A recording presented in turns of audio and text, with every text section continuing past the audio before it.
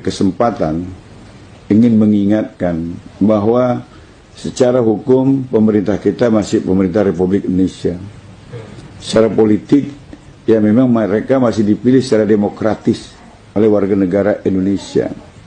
Tapi secara sosiologis ada impossible hand yang mengendalikan jalannya pemerintahan dan kekuasaan politik di Republik ini.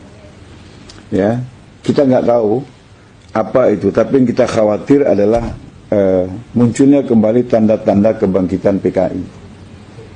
Saya guru sejarah 12 tahun. Ya, penatar P4 saya 10 tahun. Saya peserta terbaik 1 penataran P4 tingkat nasional angkatan kelima di Sumatera Utara. Saya terbaik 1. Kenapa? Karena saya bisa menjelaskan Pancasila itu dengan data sejarah. Nah, kenapa saya yang khawatir adalah kebangkitan PKI? Begini, dulu ketika PKI akan bangkit, kondisi yang terjadi sama seperti sekarang. Harga-harga kebutuhan begitu mahal. Dan kesempatan bekerja begitu sulit. Apa yang terjadi kalau kerja sulit, kebutuhan mahal? Orang nekat, orang galau. Situasi ini sangat subur untuk diprovokasi ke arah kepentingan sang provokator. Ya, jadi waktu tahun 64 menjelang 65 seperti ini. Sekarang juga berulang. Saya khawatir ini dilakukan oleh kelompok yang sama, PKI. Karena orang yang kesulitan, orang galau itu sulit untuk disatukan. Seperti daun kering, nggak bisa diikat. Yang susah, yang paling mudah dibakar, diprovokasi. Nah, ini kondisi yang memang mereka ciptakan. Jadi penguasaan ekonomi di segala sektor. Kita terkejut ketika Bank Dunia mengeluarkan data. Perekonomian Indonesia hari ini hanya berada di tangan 10 jari dari 2 tangan manusia. Jadi mungkin 9 naga tambah 1, kita nggak tahu. Seperti itu. Nah, ini kan mereka bisa men-setting apa saja. Mereka bisa men-setting apa saja. Lapangan pekerjaan kasih sama siapa, mereka bisa. Sekarang dikasih sama imigran-imigran Tiongkok. Legal maupun yang ilegal. Dulu sih boleh kasih pekerjaan sama orang asing. Tapi dalam rangka transfer teknologi. Sekarang pekerjaan kasar yang cuma bisa dikerjakan oleh bangsa kita yang nggak sekolah itu pun mereka ambil alih. Akhirnya bangsa kita kehilangan lapangan pekerjaan. Maka saya dukung statementnya Fahri Hamzah. Bangsa kita sampai ngemis-ngemis jadi babu ke negeri lain, sementara lapangan pekerjaan di dalam negeri dikasihkan kepada orang-orang Tiongkok. Ketika Menteri Tenaga Kerja kemudian menyerang Fahri, saya balik menyerang Menteri Tenaga. Anda nggak paham jadi Menteri Tenaga Kerja. Anda mau ambil sisi negatifnya saja. Ambil kontennya. Ya, proteksilah lapangan pekerjaan dalam negeri, kasih keluarga kita biar tidak jadi TKI, TKW. Anda kok marah-marah? Memang ada menteri yang bodoh, saya bilang. Nah, itu sudah terjadi ya. Kesulitan pekerjaan dan mahalnya harga barang.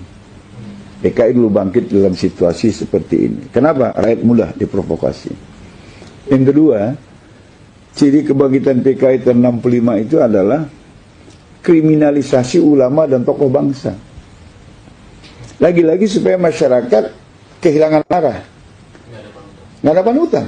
Jadi kalau ulama di stigma jelek, ulama di stigma negatif, tokoh-tokoh bangsa yang banyak berjasa dikatakan makar, di stigma negatif, kan mereka kehilangan arah. Karena tidak punya lagi panutan. Ini juga situasi yang diinginkan PKI. Kemudian pada masa lalu juga ada pendataan ulama, terutama di Pulau Jawa. Dan setelah didata, rata-rata ulama itu matinya tersembelih. Ya? Dan sekarang mungkin penyembelihan secara fisik, orang berpikirlah untuk melakukannya. Tapi penyembelihan secara ideologi, penyembelihan secara spirit, sehingga para ulama tidak lagi bersuara lantang untuk menyatakan kebenaran dan keadilan, itu pasti sudah terjadi. Karena ulama-ulama yang punya suara lantang ini sekarang itu dikriminalisasi. Jadi didata. Ada orang bilang kan nggak salah ulama didata, Romo. untuk meningkatkan kualitas. Ya benar, kalau yang mendata majelis ulama. Kalau yang mendata polisi, masa iya diajari nembak ulama itu, saya bilang.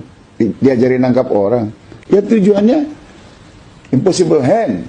Dan ini pernah terjadi di masa kebangkitan PKI tahun 65. Kemudian yang keempat, ada pemberangusan ideologi Islam.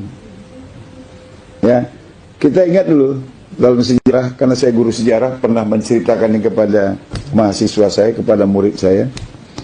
Seorang guru masuk ke dalam kelas, menyuruh murid-muridnya pinjam mata, menadahkan tangan. Ibu guru kasih kami pensil. Maka anak-anak itu melakukannya. Ibu guru kasih kami pensil. Gurunya bagi-bagi pensil. Udah, buka mata katanya. Buka mata. Ada pensilnya? Ada. Berarti ibu guru ada. Betul anak-anak? Betul. Sekarang pensilnya taruh lagi di laci. Tadahkan tangan lagi, biar dapat pensil lagi. Mintanya sama Allah katanya. Pejam mata, ya Allah kasih kami pensil. Anak-anak bilang, ya Allah kasih kami pensil. Nggak ada tuh pensilnya.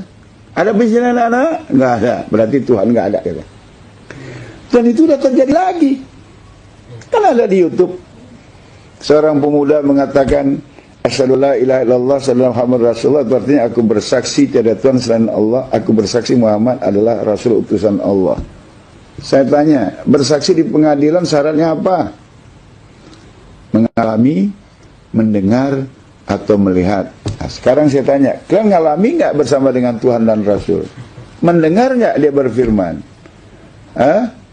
Enggak kan? Mengetahui nggak? Enggak. Ngapain kalian bersyahadat? Itu sudah ada di YouTube. Dan itu pasti orang komunis. Dan lebih dahsyat, tokoh nasional, mantan presiden lagi.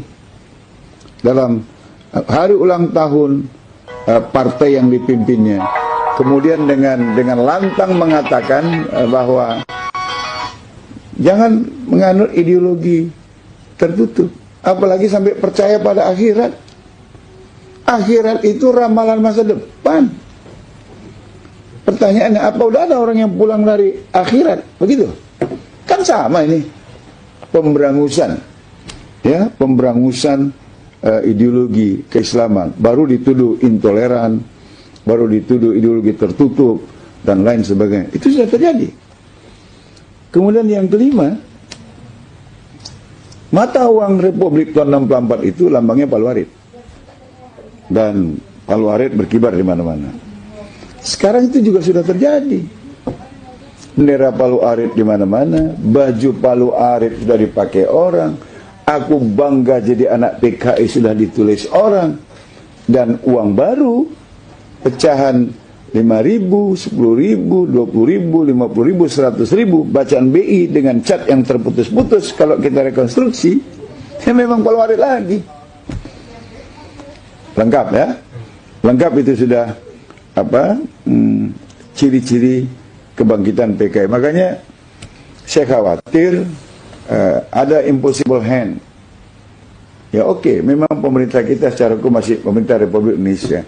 Secara politik dipilih secara demokratis oleh rakyat Indonesia. Tapi kenapa kebijakannya seperti ini? Saya khawatir ada kekuatan lain yang paling saya khawatirkan adalah impossible hand. Itu adalah PKI, karena ciri-cirinya udah sama dengan ciri kebangkitan PKI tahun 65 yang lalu. Dan ini patut diwaspadai oleh semua pihak, semua agama. Karena kalau PKI berkuasa, bukan cuma umat Islam yang dihabisi, tapi semua mereka yang yakin kepada Tuhan itu.